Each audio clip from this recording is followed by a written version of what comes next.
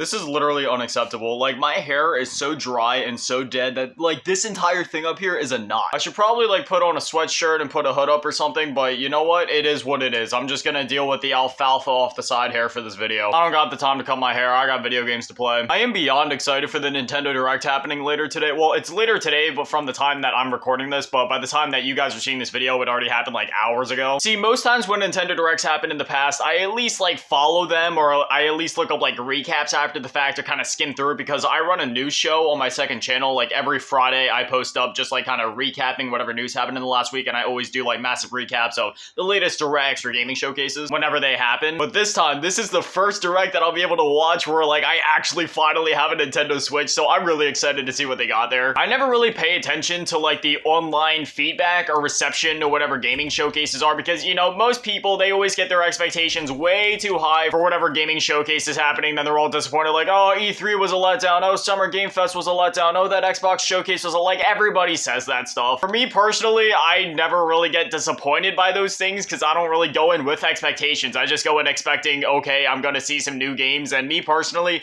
I just love video games, period. It doesn't matter what developer, what publisher, if it's AAA, AA, indie, it doesn't matter. If it's a video game, I'm gonna love it anyway. The only thing that's been confirmed for this direct, I think, is Pikmin 4. Originally, I was pretty sure that they were probably gonna show off, like, Everybody Want to Switch, which I'm sure they'll at least, like, advertise it, but up to this point we hadn't had like any other gameplay. Well, that was up until like a day or two ago where I saw that they posted up a new trailer. I'm not sure if there actually was any new gameplay in there. I'm assuming that there was though, because there's been a lot of discourse online about it, like, hey, where is the gameplay for this game? Because like, while sure it isn't a big Nintendo title like a Mario or a Zelda or whatever, it is still a first-party Nintendo game, and it's like gonna be one of the only first-party Nintendo games happening within the next couple months, and they're asking money for pre-orders, yet there's no screenshots of gameplay, there's no gameplay on the store page, there hasn't been any trailer showing off any gameplay, so everybody's just like, what does this game even look like? There's been a bunch of rumors, you know, people saying like 2D Mario or other like maybe like a Zelda Tears of the Kingdom DLC. Once again though, I'm not setting myself up any crazy expectations, because when you give yourself expectations, you automatically set yourself up for failure. So I don't go into anything in life with expectations, and in this instance, I'm just going in expecting a Nintendo Direct where I'm gonna see some video games. I'm glad today's Wednesday, because again, by the time you guys are seeing this video, the playlists have swapped, but at the time of me recording this, it's still the same playlist from last week, where it's like the new map 24/7, I don't even remember what it's called at this point, and then Showdown 24/7.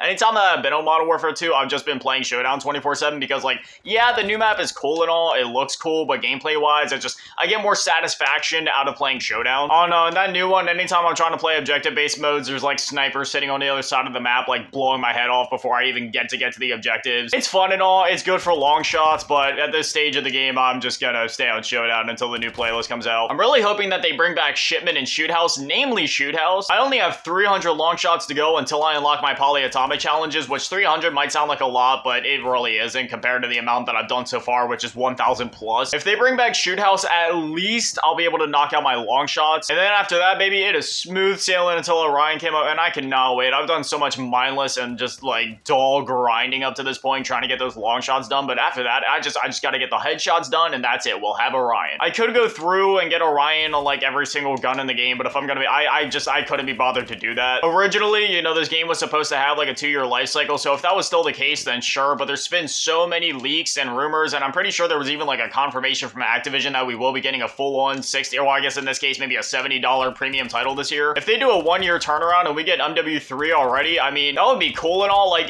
my main thing that I'd be like wanting from an MW3 is just a follow-up to MW2's campaign, and if they can like do a turnaround that fast, because like I know obviously they used to do the 2-year cycles where like every 2 years we get a new entry in the Modern Warfare series, but a 1-year turnaround? I don't know about that one, Chief. And that's if we even get a campaign in this one. If they go like Black Ops 4 or Battlefield 2042 mode with it, and who knows, maybe they'll do like a mini campaign. It could be like a prequel, or maybe it could be like an X-Men Origins Wolverine situation where they just do like a backstory type campaign for like a couple of characters or one character, maybe. Or again, they could drop the campaign entirely and try to rely on Warzone 2 and multiplayer to carry it throughout the year. If they do that, at least give us like a proper Spec Ops mode with like survival and stuff like that, because if they drop survival in the game, you'll keep me hooked throughout the entire year. I mean, like, multiplayer is enough to keep me going and is enough to keep me coming back throughout the year, at least long enough to like complete my battle passes and XP and have a genuinely fun time while I do it. But if they put like survival and proper Spec Ops in the game, then I can promise you the amount of hours that I'll be putting into the next Call of Duty is genuinely insane. Once again though, like I've been saying, I don't get my expectations up, I don't get my hopes up, I go into it expecting a new Call of Duty, and that'll be that. If you don't set yourself any expectations, you'll never be disappointed. Call of Duty has always been my baseline. Whenever I don't know what else to play, whenever I just want to chillax, turn my brain off, shoot some stuff, or maybe I just finished like a really long, like, I don't know, 100-hour Persona game, and I just want to like chillax for a day or two before diving into the next game, you know, Call of Duty's always there. Call of Duty's always been my baseline. When everything else in life is crumbling around me,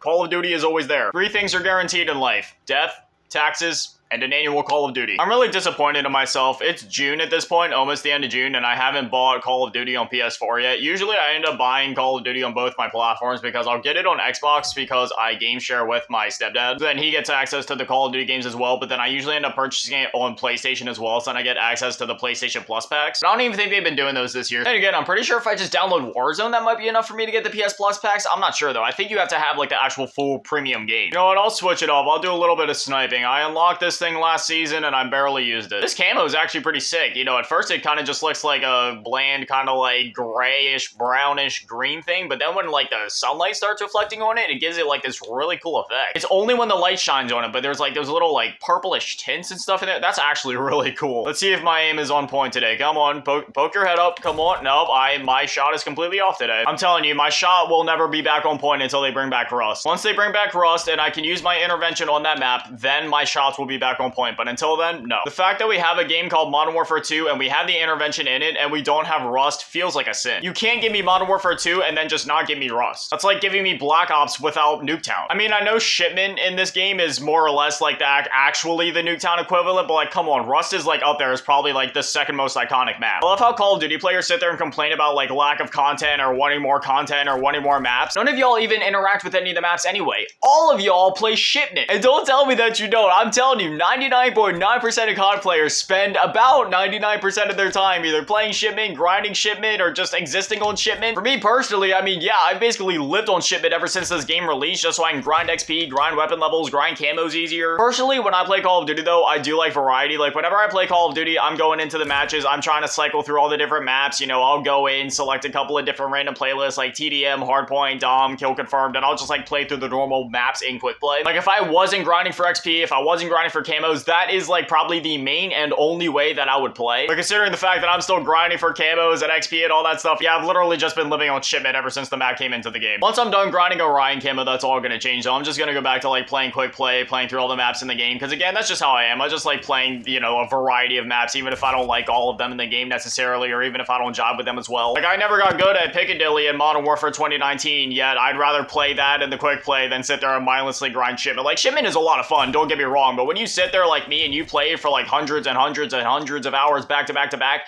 it's not that it gets boring or bland, it's just that it gets mind numbing. Like it's fun, I have a lot of fun, I love seeing all the kills pop up, I love getting all the medals at XP, but at some point when you're running around that tiny box for so many hundreds of hours, your brain literally just becomes mush. Hey, hit marker! I've literally gotten 2 kills and 1 assist this game and I'm still having a blast. These kids sweat too hard nowadays, man. I'm just running around using an intervention. They're jumping around like it's Fortnite. Finally.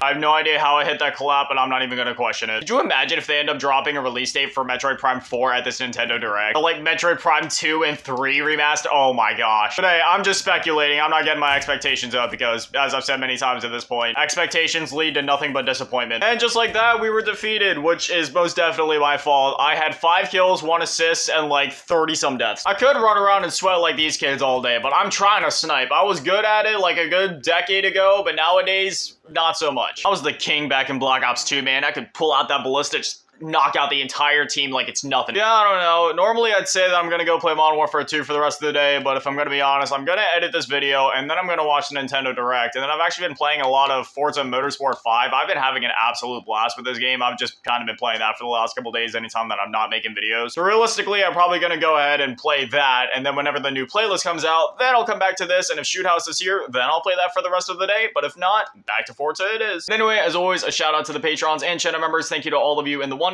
tier, and an even bigger shout out and thank you to all of you in the Big Baller tier, Mellow Last King, and Big Daddy Matty, and the biggest shout out and thank you all to all of you in the G tier, Vitamin Vengeance, and Little Cheese Girl. You guys are literal legends. Thank you. I love you. Thank you guys for watching. Have an amazing day. Stay beautiful. I love you all. Peace.